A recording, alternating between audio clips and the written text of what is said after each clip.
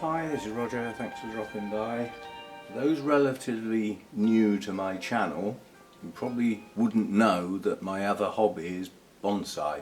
I do only have a few. None of them are brilliant trees, although some of them I'm quite pleased with. They were all totally neglected for many years, and in the last couple of years I've been in the process of trying to bring them back into some sort of order, because basically they'd just grown away, heading for the sky and everything like that. So they were looking poorly, desperate need of repotting. That all got done. I don't plan on repotting anything as yet, although I may change my mind. This is an Acer palmatum of some sort. It doesn't have a name, it's just a hybrid. Oh! Instruments of torture. I love showing people these. Like these. Well, like that then. Anybody want a tooth out? This is a knob cutter. It has two very sharp blades that can press on each other, and they are curved. Yeah? The idea being that when you cut something, you cut into it as well as cut it off, and it leaves a concave recess, which when you cut a branch off on a trunk, the bark will grow over it and seal it nicely and make it look natural. So that's what that thing's for, monster. Can't see me ever using that again. I haven't got anything big enough to cut off. There is a normal side cutter, giant one, again for cutting off branches that could be over ½ an inch thick. Very, very sharp, and like with all bonsai tools, very long handles with the pivot at the top. A very good reason for that. If you're into anything to do with leverage, the leverage on a single pressure there, take your finger off absolutely effortlessly. And they are sharp. There's no point in having cutting tools if they're not sharp. Other stuff, I've got a smaller knob cutter for smaller branches, again with the curved blades to recess in. These are my bonsai shears, which I use on my orchids a lot. This is my older pair, which are not brilliant because they don't quite touch at the points. And then this is going to be used right now. This is normally used for raking out roots when you're repotting, yeah, for getting the dirt out of the existing root ball. But today it's going to get used to get down into the pot and loosen the soil to get the flipping weeds out. I can only get a couple of them out because there's lots of tiny little ones as well. This is just to get the longer rooted ones out. But there's quite a lot of a very small creeping weed, which I'm afraid will get a spray because it's impossible to keep on top of. And I've got a spray that is, it only kills green. As soon as it touches the soil, it's inactivated. So it's safe to use on the pots. It doesn't get in and do any damage to the roots and therefore get up into the plant. It only kills green stuff. And then it's deactivated. So always amazes me, it looks better just taking a couple of weeds out and I haven't even touched the tree yet. This time of year you need to wait on acers until the buds start to move. You'll see it straight away. They go from obviously dormant to starting to push. That's the point at which the sap is rising. That's where the expression comes from. In the autumn, all the chlorophyll, that's why your leaves go nice golden colours and things like that, all that goodness gets sucked back into the tree and taken down into the base. This time of year it starts to push up again. And at this time of year, because it hasn't got any leaves, it can't photosynthesize. So when that sap rises and starts to push the leaves open, there is an energy deficiency. So the idea is now to take off anything that I have no intention of keeping. Otherwise it's going to waste that limited energy pushing out things that I don't want. So first job is always take off dead bits, which there are often on acers. There is usually some dieback in the winter. It's just the way of the world. This year I haven't got too much at all, quite honestly. Some of it might even be left from last year. So it's just a gentle trim this time of year. I don't tend to go mad.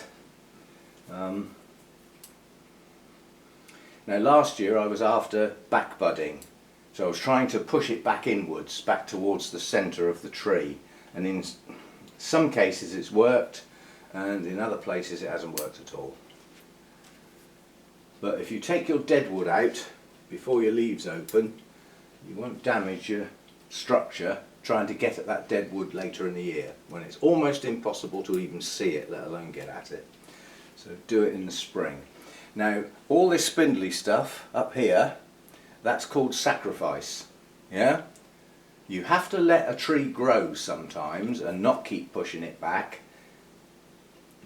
The more long growth you get at the top of the tree, the more the tree will respond by growing a thicker trunk to hold it all up.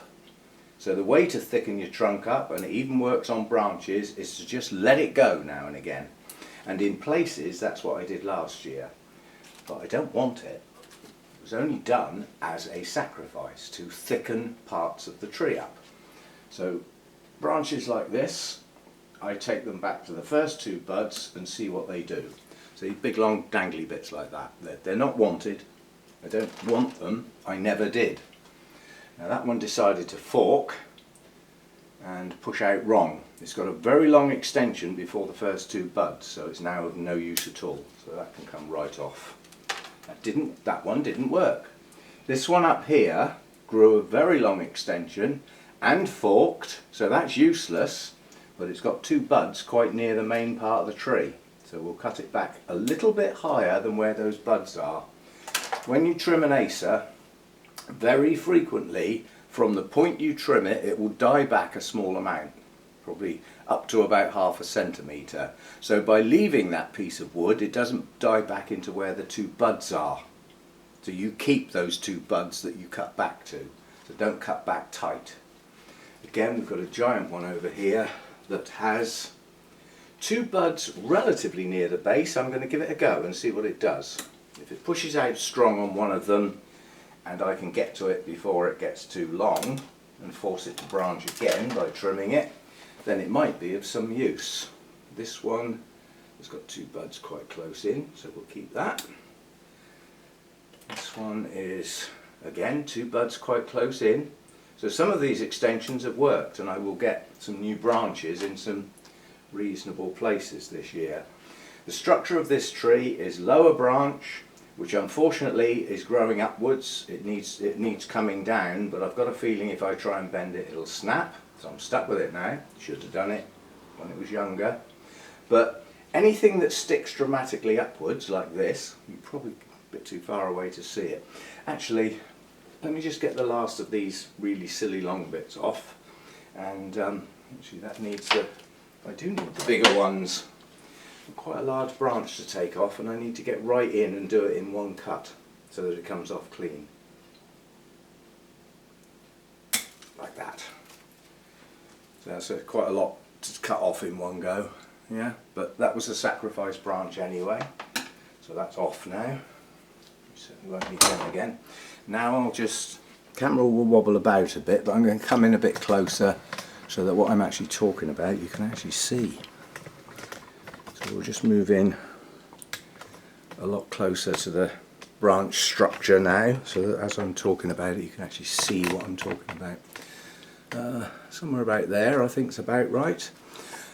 Okay, so this tree, its structure is its first lower branch, which would have been much better if I'd got that down there when it was younger. It's too late now. But all I can do now is stop it going skywards, so anything that's sticking upwards badly comes off. So things like this, that comes off down there. And the idea is to get a relatively flat plane. Again, sticking up too much. Again, sticking up too much. And there won't be much to take off. And the idea is that anything that's sticking up that comes off, what's left is pointing outwards, preferably not downwards. But on this branch, if I can get some stuff to head downwards like this, although the main structure of the branch is probably at heading up towards 30 degrees out from the trunk, whereas it should be heading down more like that angle, anything that comes downwards thickens up the under part of this branch and gives a false impression that it's actually lower than it actually is. So by stopping it growing upwards, sometimes it will play ball and grow downwards instead. I don't need it to grow away from the tree much more. I'm just trying to direct the angles. And in addition to that, it needs to be that sort of shape. Yeah? So this one poking out here, do I leave it? No.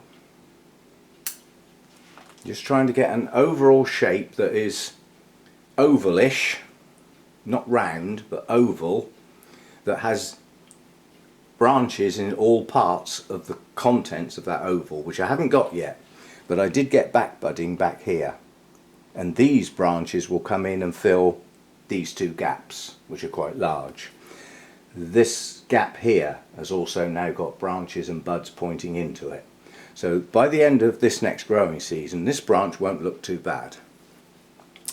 Right, so the one over the other side, you'll be looking at the back now, but I need it pointing at me, otherwise I can't see what I'm doing. Okay, we've got a piece here pointing totally backwards towards the tree. We don't do that. Piece sticking up there. Again, this branch would have been better if it had been pulled down when it was younger. I need this branch to stick out from the tree less than the first branch. Yeah? Second branch should never be bigger than the first branch on this shaped tree, on the type of tree. So some of these end extensions need taking back. Otherwise this branch will look bigger than the one the other side. So just look at the ends, look at what you're doing, remember that oval. Yeah? Now I didn't get back budding on this branch, so I'm not going to get any fill in, but I might get some this year.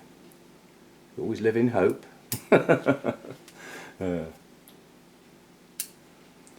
And any crossing branches, take them off, choose which one you want, take the other one back so that they don't rub in the wind and damage and possibly get infections. That's why you don't want crossing branches, like that little one. Right, that's that one done.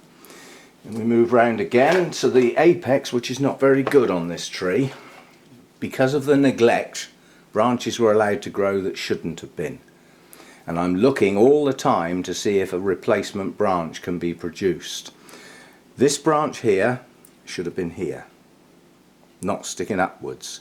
But because they were neglected, it headed for the sky when it was supposed to be the next branch, the third branch, and it ended up not being.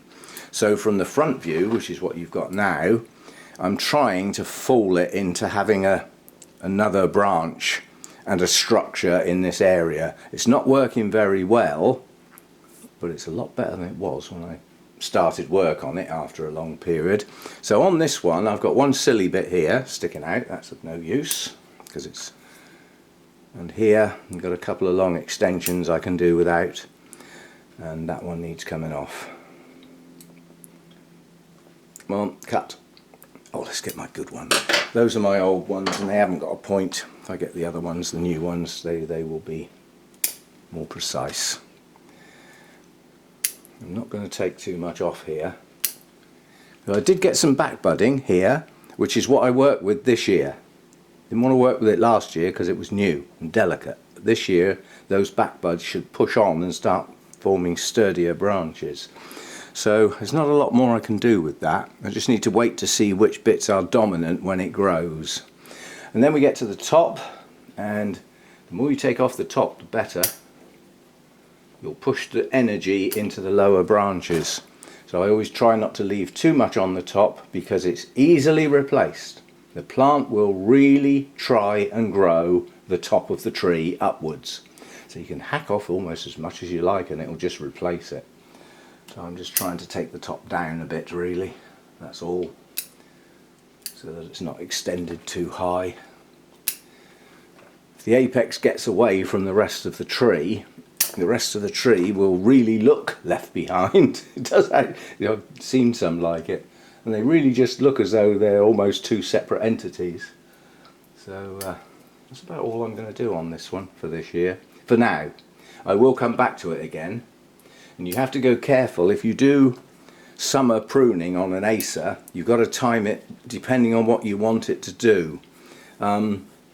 They say if you want a massive back budding, prune in June, but it depends how early the spring was and whether it was a dry or a wet spring, early summer, and how well the plant's actually growing.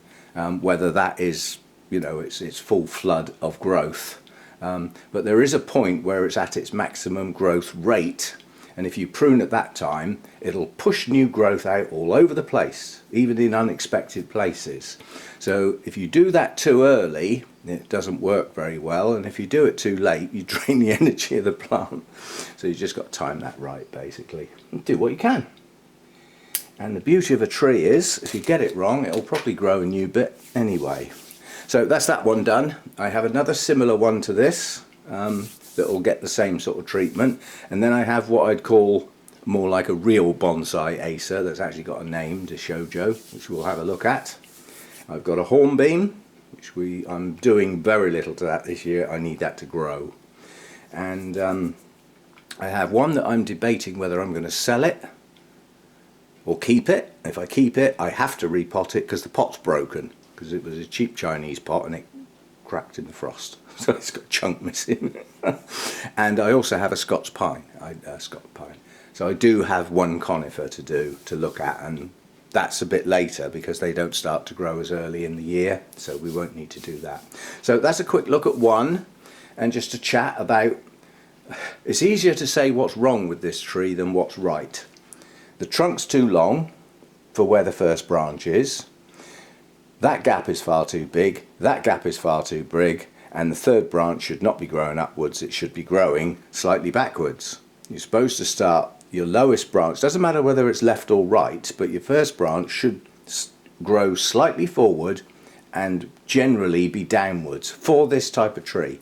Next branch up, again, slightly downwards and slightly forwards. The next branch should be reasonable size, similar to the two, although they should slowly get smaller and smaller heading towards the top of the tree. Third branch should be a back branch. Yeah, and I haven't got a back branch at all. So that's what's wrong with it. But when it's got leaves on, it does look like a bonsai. But they always say, a lot of the Japanese have their bonsai shows for their deciduous trees in the winter, because that's where you tell whether you really have got a good tree or not, when there's no leaves on it and you can see every detail. Once the leaves come out, it masks all your little problems.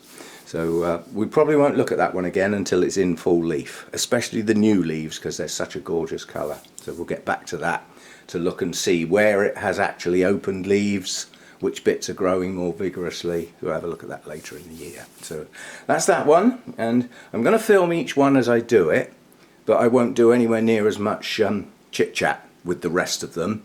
You know, if you want the chit-chat, go back to this one and listen to it, and then the others will be more like watching and quick. So that's the first one, you know, introduction to the tools, the fact that I've actually got some bonsai, and we'll get on to the rest. The Acers need doing. That's Hannah was down at the weekend. We were out in the garden having a look round, and I said, oh crikey, the buds are swelling on my Acers. I'm going to have to get them trimmed. So that's why they're in here now, and I need to get them all done one after the other, bang, bang, bang. That doesn't mean to say I'll post the videos one after the other, but I do need to get them done. So see you next time.